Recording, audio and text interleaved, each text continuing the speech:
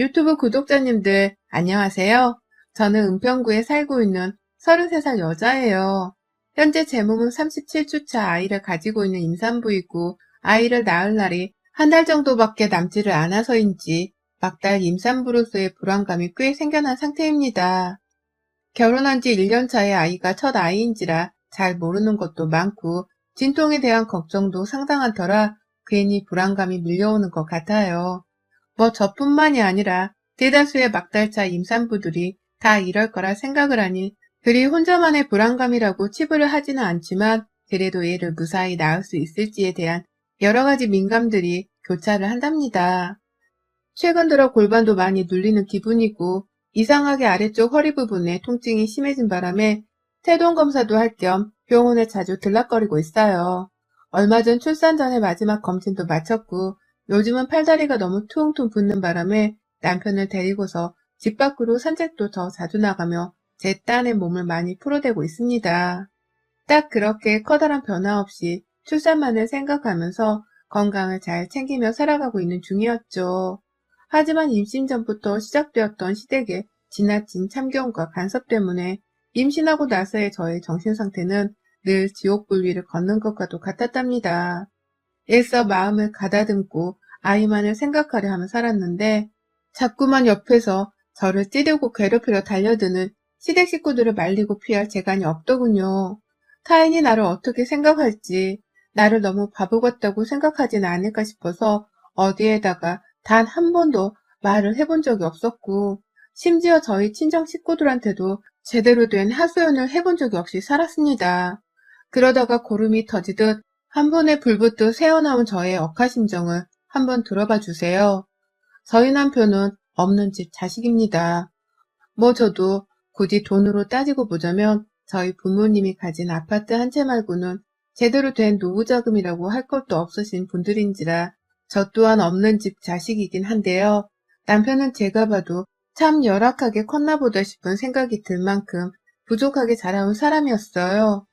데이트를 할 때에도 저희는 데이트 통장을 아주 칼같이 썼었고 뭐 하나 같이 데이트를 하며 외식을 하더라도 남편이 워낙 칼같이 더치페이를 요구했는지라 정이 떨어질 때가 은근히 많았어요.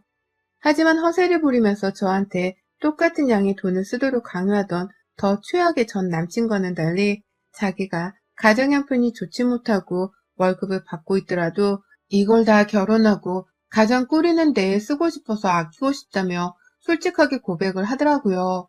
그러니 저도 허세 부리며 더치페이를 해대는 남자보다는 진솔한 제 남편의 모습이 좋았고 그래서 없는 집 자식이어도 좋다며 두 팔 벌리고 시집을 갔어요. 둘 다 결혼을 하고서 집을 사기에는 너무 부족한 형편이었고 그래서 각자 대출도 받고 해서는 전세로 들어와 살게 되었습니다. 결혼 자체를 빚과 함께 시작하게 되었었지만 마음만은 그리 괴롭지 않았어요. 저나 남편이나 대학 들어가던 순간부터 학자금 대출을 받느라고 옆에 빚이 늘 딸려 있었거든요. 그저 빚 생활의 연장이 결혼이라고 생각을 하면서 최대한 없는 살림으로 잘 살아보고자 노력을 많이 했습니다. 여전히 시댁의 기둥 노릇을 하면서 용돈도 다달이 30만 원씩 보내주고 있는 남편을 볼 때마다 그 돈을 좀 더 줄이면 안 되나 싶은 생각도 들었었는데요. 내버려 두려 했죠. 아들한테 돈을 받고 사는 시댁도 오죽 속이 편할까 싶기도 하고 남편도 자기를 낳고 길러주신 부모님이 조금이라도 더 풍족하게 사시길 바라는 마음에서 돈을 주고 있는 거라 생각을 했으니까요. 자고로 남의 집 기둥한테는 시집가는 게 아니라고 하는데 저는 남의 집 기둥인 걸 뻔히 알면서도 시집을 온 거였으니 따로 시댁으로 들어가는 돈 문제에 대해서는 남편에게 뭐라 잔소리를 하지 않고자 했습니다.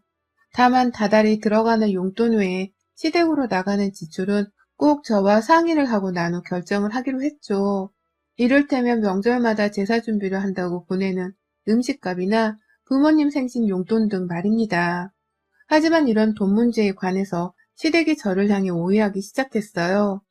남편이 다달이 용돈 말고는 불필요한 지출을 줄이고 또 제가 임신을 하게 되면서는 더더욱 돈 나갈 일이 많다면서 자기 월급을 더 빡세게 저축을 하며 생활비에 보태려고 하다 보니 시댁에서는 이게 다 제가 뒤에서 돈 관리를 하고 있다고 생각을 하셨나 보더라고요. 실제 남편의 월급은 남편이 꾸준히 관리를 하고 있었고, 저는 제 회사를 다니며 버는 월급을 제가 관리를 하고 있었거든요. 둘이서 연애를 했었을 때처럼 생활비는 같이 쓰는 통장 하나에 돈을 모아서 쓰고 있었고, 제 이름의 통장 하나에는 아이 출산을 하면 들어갈 돈을 미리 모아놓겠다고 또 다른 저축을 하고 있었고요. 그런데 한 번은 시아버지께서 가족들 대표로 전화를 했다는 말씀과 함께 며느리가 요즘 아들 돈 관리를 하고 있냐면서 다짜고짜 물어보시더라고요. 그래서 저는 둘 다 따로 월급 관리를 하고 있다고 했더니만 혼잣말을 하는 듯 아니 근데 왜 이렇게 용돈을 짜게 주는 거야 요즘? 웃기는 놈일세. 라고 말이죠. 아들이 용돈을 다달이 주고 있는 것만으로도 부모는 그저 미안하고 또 고마워해야 하는 것일 텐데 저희 시아버지는 가족들이 모두 다 한마음이라는 듯이 이런 말씀을 하더라고요. 참고로 이런 말씀을 하신 건 처음이 아니셨고요. 저 결혼하고서도 이런 말씀을 눈치 보라며 해대셨고, 저 처음 막 임신했다는 사실을 알렸을 때에도 남편이 아닌 저한테 이런 전화를 해서 제 속을 뒤집어 놓으셨습니다. 마치 태어날 제 아이한테 들어갈 돈을 미리 차단하고 그 돈으로 자기 용돈을 더 달라고 말씀을 하시는 듯 했죠. 그러니 저로는 그런 아버님이 편치 못했어요. 어쩔 땐 시어머니가 전화를 해오기도 하셨고, 제겐 두 분 모두 다 정말 돈독이 올라도 한참 오른 사람들 같았습니다. 그래서 하루는 돈 버는 게 쉽지 않으니까요. 저희가 곧 애기도 태어나고요. 라면서 대답을 했었어요. 그저 아들네 부부가 사는 곳도 그리 넉넉하거나 여유롭지 않으니 조금은 이해를 해주시길 바라는 마음으로 말입니다. 하지만 아버님이 그러더라고요. 네 월급에 내 아들 월급이면 충분히 벌어먹고도 남을 돈인데 뭔 돈 버는 게 쉽지 않다는 소리를 하냐? 나 때는 말이야. 자식 하나 놓고 건사하겠다고 뼈 빠지게 벌어다가 네 남편도 다 먹여 키웠다. 네 시누이 둘도 내가 그렇게 벌어 먹여 키웠고 부모한테 고마운 줄을 알아야지 자식이. 라고 말입니다. 어린 자녀를 부모가 돌보고 키우는 것은 당연한 건데 어째 이리도 자식을 마치 노후연금으로 생각하는 것 마냥 말씀하나 싶더군요. 당연히 키웠어야 했기에 돈 벌어서 남편을 키우셨겠죠. 그 점에 대해서는 저나 남편도 충분히 감사하게 생각하고 있었습니다. 하지만 그렇다고 해서 요즘 세상이 옛날처럼 집값이 1억이 안 되는 세상도 아니고 5만 군데의 아파트들은 죄다 10억을 웃돌고 있는 최악의 상황인데 가난한 저희 부부에게 자신들이 애를 키웠던 것처럼 똑같이 하라고 강요를 하시는 건 너무 이기적이다 싶었습니다. 자식도 아니고 부모님께 의무적으로 용돈을 넉넉히 주라고 하는 말을 너무 당당히 하시는 것도 저로서는 참 뻔뻔스럽게 보였고요. 결국 저는 시아버지 앞에서 제대로 된 말 한 번을 하지를 못한 채 그 승질에 입을 꾹 다물고서는 죄송하단 말을 하곤 전화를 끊었고요. 그날 남편에게 참 당신도 힘들겠다면서 슬쩍 위로의 말을 꺼냈는데요. 제 남편이 눈물을 보이더라고요. 자기가 대학 들어갔을 때부터 참 지독하게 알바비를 뜯어가시더니만 직장 다니면서는 무슨 돈을 맡겨놓은 사람인 마냥 그렇게 용돈을 받아가신다고 말이죠. 자기도 부모님이니 효도를 하는 것에 있어서 당연하다 생각을 하며 용돈을 보내드렸는데 생신 때나 어버이날에는 무슨 100만 원을 옆집 애 이름 마냥 부르며 요구를 해서 힘든 적이 많았다고 하더라고요. 저로서는 시부모님이 용돈으로 100만 원씩이나 타가신 적이 있는 줄은 감히 생각도 못했었는지라 꽤나 충격이었습니다. 이게 누군가에게는 정말 껌값이라면서 그냥 충분히 주고도 남을 돈일 수 있겠지만 저나 남편에게는 우리 형편에 정말 큰 돈이었거든요. 그걸 다른 것도 아닌 부모님 용돈으로 드린다는 게 결코 쉽지도 않은 일이었고요. 저희도 돈 많이 벌어서 부모님께 용돈을 펑펑 드리며 살고 싶었으나 그러지 못하는 마음이 충분히 괴롭고 힘들었네요. 그러는 상황에서 자식을 이해하고 배려하기는커녕 우리 시부모님 그리고 시댁 식구들은 단체로 염치가 없구나 싶었죠. 참고로 여기서 시아버지가 말씀하신 시댁 식구란 시어머니와 시누이들을 모두 포함한 말이랍니다. 시누이들은 하나는 저보다 나이가 많고 하나는 저보다 어린데요. 둘 다 직업도 변변찮고 시집은커녕 연애도 제대로 못하고 있는 실정이었거든요. 다들 시댁에 얹혀 살고 있었는지라 시부모님께서 돈 쓸 일이 많으셨나 본데 그 돈을 시누이들한테서 더 받으려고 하지를 않고 착한 제 남편에게서 받으려고 하는 게 늘 저도 불만이었습니다. 더군다나 제가 임신을 한 후에도 계속해서 용돈 문제로 이런 일이 반복되니 속이 상할 수밖에 없었어요. 신경도 무지하게 쓰였고요. 그러다가 얼마 전 남편이 큰일을 겪었어요. 회사 차량으로 이동을 하다가 사고를 낸 바람에 비보험 처리로 해결을 하느라 큰 돈을 썼답니다. 하필 재수가 없게 외제차에 부딪힌 바람에 정말 어마무시한 돈이 합의금으로 나갈 뻔했는데 그마저도 차주분께서 정말 배려를 많이 해주신 덕분에 겨우겨우 값을 조정해선 지불을 했어요.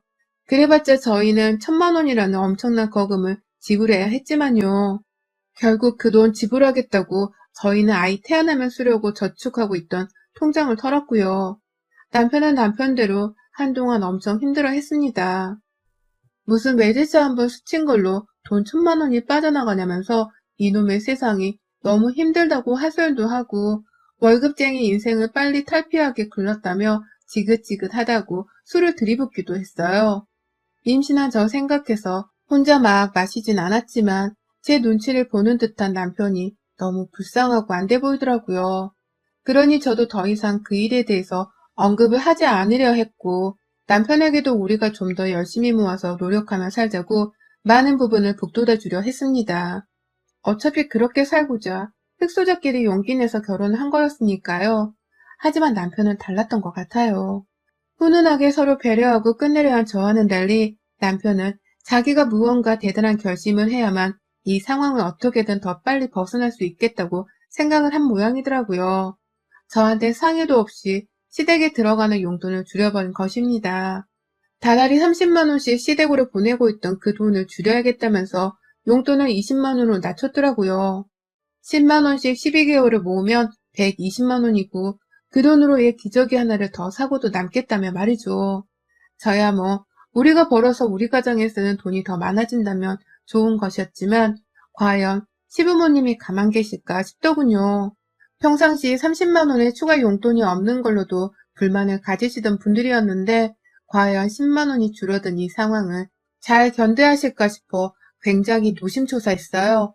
그리고 아니나 다를까 저는 만삭이 되는 때까지도 시부모님으로부터의 전화에 시달리면서 왜 용돈이 이렇게 줄어든 거냐는 원망의 목소리에 시달려야 했답니다. 시부모님에 이어서 직업을 가지고선 최저임금이라도 받고 살고 있는 시누이들까지 정말 넷이서 돌아가며 저한테 용돈이 왜 이 모양이냐고 따져묻는 바람에 저는 아이태교를 도무지 제대로 할 수가 없었어요. 뱃속 아이에게는 엄마의 심리 안정이 가장 중요한 환경이라고 하던데 사방팔방으로 돈 얘기에 눈깔이 뒤집힌 채로 달려들려고만 하는 시댁 식구들 때문에 제가 제정신일 리가 없었어요. 남들은 요즘 백신 걱정에 코로나 걱정을 하며 산다던데 저는 오늘은 시댁에서 또 전화가 오지 않을까 하는 걱정으로 내내 불안해하며 지냈습니다. 만삭 임산부가 마음고생으로 살이 찔 생각도 못한 채 야이어가니 남편이랑 친정에서도 걱정이 많았고요.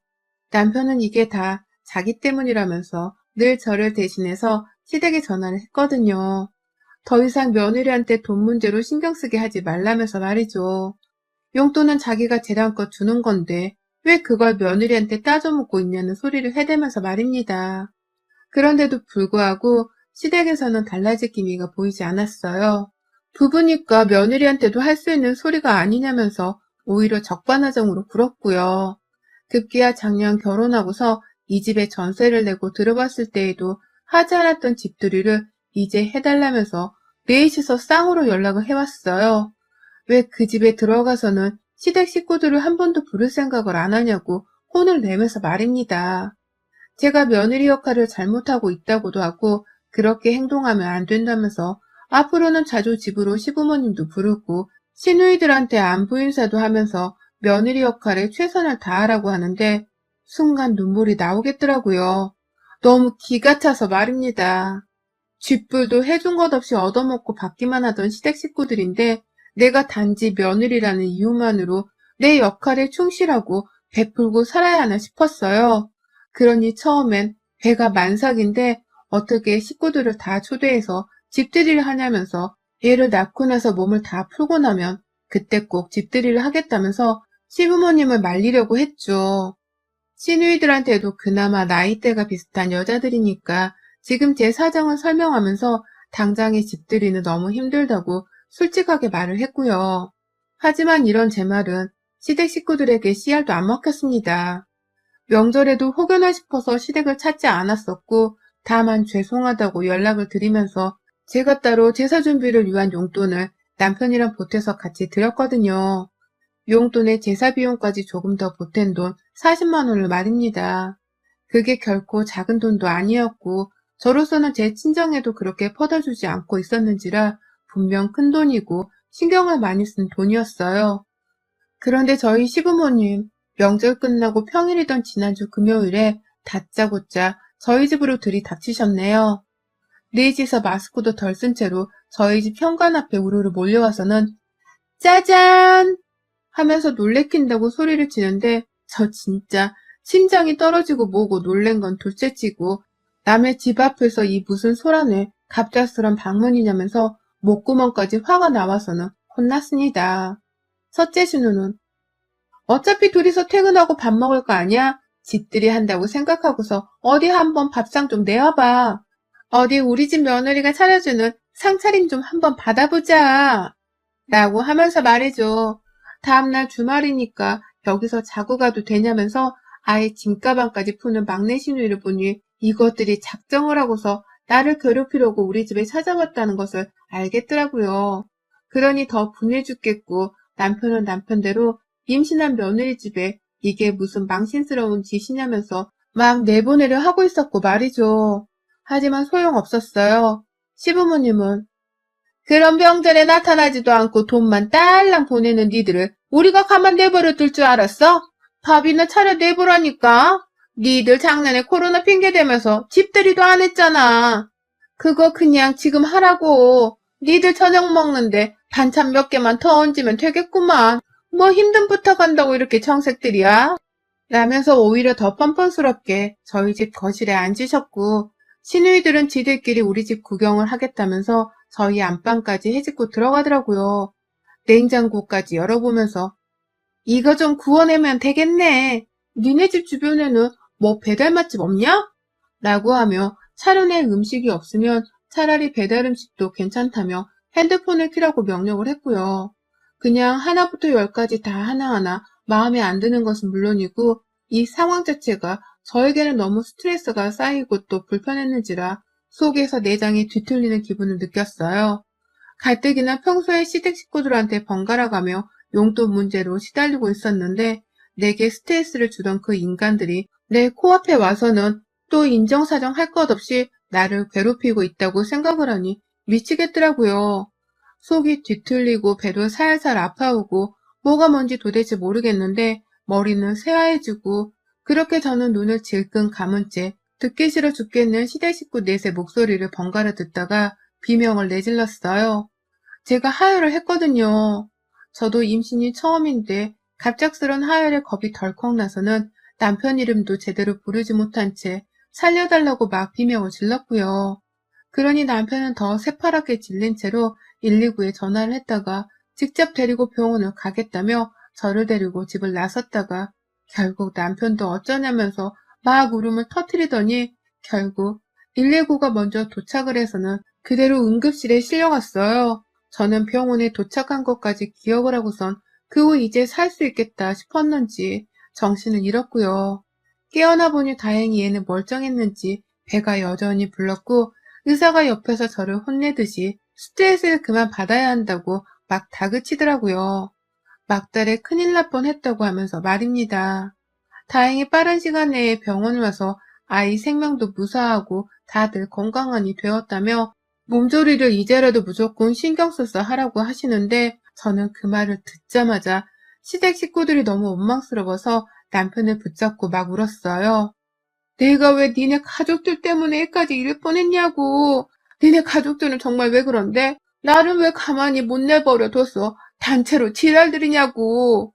라면서 병원에서 난 부끄러운 줄도 모르고 막 소리를 질렀고 괜히 그러다가 의사가 또 진정해야 한다고 해서 막 화를 집어 삼키면서 겨우 진정을 했어요. 그러고는 혼자 남편이 준 이어폰 끼고서 막 좋아하는 노래를 들어가며 최대한 기분을 진정시키려 했고요. 정말 제정신이 아니었습니다. 겨우 그렇게 몸을 진정시키고 나서야 주말 내내 제 몸 상태 경과를 지켜보고 난 후 겨우 퇴원을 했어요. 이러면 조상기가 있을 수 있고 또다시 하일이 생길 경우엔 그때 바로 출산까지 쭉 입원을 해야 할지도 모르니 최대한 주의하라는 의사의 당부를 들은 채로 말입니다. 집으로 가는 내내도 얼마나 시댁 식구들이 원망스럽던지요. 그런데 집으로 들어가 보니 시댁 식구들이 그대로 저희 집에 있대요. 이것들이 단체로 제가 입원한 주말 내내 우리 집에서 호강을 하며 쉬고 있었던 겁니다. 지들 때문에 하혈을 해서 병원에 입원을 했을 때에도 전화 한 통 하지를 않던 년놈들이 제가 퇴원을 할 때까지 간땡이가 부었어는 제 집안에 정말 미친 것들이더라고요. 단체로 약이라도 빨았나 싶었을 정도였다니까요. 제가 퇴원을 하면서 저희 친정 부모님이랑 오빠가 다 같이 병원에 찾아와서는 남편이랑 같이 데리고서 집에 와주셨거든요. 무슨 일이 있었는지에 대해서 자세히 물어보지도 않으신 채 그저 저를 스트레스로부터 해방시키는 것이 무조건 우선이라면서 서로 농담을 잘 주고받으면서 최대한 웃으며 집에 도착을 했습니다. 그런데 집구석에서 시대 식구들이 그대로 있으니 가장 먼저 저희 부모님이 폭발을 하셨어요. 설마 시대 식구들 때문에 너 응급실 실려갔었던 거야? 라면서 엄마가 저한테 확인을 하겠다며 먼저 물으셨고, 그래서 제가 갑자기 집들이 하라면서 와가지고 라며 저도 기가 막혀 말이 안 나오는 바람에 에라 모르겠다 하는 마음으로 친정 부모님께 솔직하게 말씀을 드렸어요. 그러자 저희 엄마 현관에서 시댁 식구들 신발을 들고선 너 뭐하고 서 있어? 저것들 당장 안 쫓아내? 라며 시댁 식구들을 향해 던져대셨고 그 와중에 제 남편에게 빨리 식구들을 쫓아내라면서 아주 발광을 하셨습니다. 너무 순식간에 딴 사람으로 변해버리듯 욕을 퍼붓는 바람에 뒤에 있던 아빠랑 오빠까지 나서서는 남편의 등을 밀어버리는 듯 집 안으로 들어가게 했고요. 그 바람에 남편은 신발을 신은 채로 집에 들어가서는 자기 부모님과 누나들한테 정신 나간 짓 좀 그만하라고. 지금까지 우리 집에 있으면 어떡해? 내가 가라고 했잖아. 라면서 막 집 밖으로 끌어당겼어요. 저는 저대로 배를 움켜쥐고서는 화를 가라앉히겠다며 억지로 머릿속에서 애국가를 부르고 있었고 남편은 저 또 화해할까봐 발등에 불이 떨어진 마냥 시누이들부터 발로 차대며 쫓아내는데 시누이들은 진짜로 저희 남편한테 발로 까이고서는 아프다고 소리를 지르며 쫓겨났습니다. 시부모님도 저희 부모님이 나서서 죽이네 살리네 하며 달려드니 겁에 질려서는 며느리가 걱정되어서 기다린 거예요. 라고 변명을 하다가 결국 미친 년놈들 소리를 들어가면서 쫓겨났어요. 이런 말이 좀 부끄럽지만 저희 시어머니는 저희 엄마한테 싸다고도 맞으셨고 그 상태로 자기 뺨을 부여잡고 있다가 제 남편 손에 질질 끌려나가셨습니다. 아휴, 그러니 저는 다행히 속이 시원하다며 애국가를 부르다 말았고 나가는 시부모님 얼굴을 확인하고선 문 닫아! 라며 남편에게 마지막 한 방의 소리를 질렀네요. 그러니 제 남편은 망나니 시댁 식구들을 둔 죄밖에 없는데도 시댁 식구들과 함께 집에서 쫓겨난 꼴이 되어버렸어요. 그 길로 남편은 시댁 식구들을 다 저희 집에서 완전히 쫓아낸 후에야 들어왔고 들어와서는 저희 부모님과 오빠 앞에서 한참을 잘못했다고 사죄를 했답니다. 당연히 집에 가신 줄 알았는데 아직까지 계실 줄 몰랐다면서 굉장히 부끄러워하며 자기 부모님을 대신해 용서를 빌더라고요. 결국 친정엄마는 그날 후 저희 집에서 같이 머물러 주시며 출산까지 저를 보살피겠다고 선언을 하셨고요. 저희 오빠랑 아빠는 거의 매일 보초를 서듯이 저희 집을 왔다 갔다 하고 있답니다. 남편은 그 후에도 저희 엄마 앞에서 시댁에 전화를 해서는 용돈도 완전히 끊어버리겠다는 초강수를 두며 며느리한테 다시는 아는 척도 하지 말라며 경고를 날렸고 그 바람에 시댁 식구들은 벌벌 기면서 마지막으로 문자 남겨. 우리가 저번에 정말 미안했어. 다시는 연락을 안 할게. 제발 한 번만 용서해줘. 라며 연락을 해왔네요. 이러다 남편이 진짜 용돈을 끊어버릴까 싶었는지 마지막으로라는 말에 느낌표를 넣어서는 강조까지 해가면서 말이죠. 그러니 저도 그렇고 남편도 그렇고 저희 친정 부모님까지도 그것들이 정말 연락을 또 하나 안 하나 늘상 벼르겠다는 심정으로 마지막 욕을 한 사발 날렸고 남편은 그냥 안 보고 사는 게 서로를 위해 좋을 것 같다면서 용돈을 아예 끊어버리겠다는 선언을 했습니다. 더 이상 자기한테 의존하지 못하게 해야 저도 그렇고 제 아이도 정신 건강하게 살 수 있을 것 같다고 하면서 말입니다. 아직 시부모님은 남편이 용돈을 끊기로 결정한 사실을 모르시고 여전히 알랑방구를 끼려는 듯 남편에게는 자주 연락을 하려고 시도해오고 계시는데요. 남편은 보란듯이 그 전화를 무시로 일관하며 시댁 식구들을 더욱 불안하고 초조하게 만들어내고 있답니다. 저는 그 꼴을 지켜보면서 내 아이 출산에 정말 최선을 다해 신경 쓰고 살려 노력하는 중이고요. 저 이제 진짜로 아이한테 미안해서라도 시댁 식구들하고는 쫑을 내고 살 겁니다. 여러분의 생각은 댓글로 남겨주세요. 오늘도 시청해주셔서 정말 감사합니다.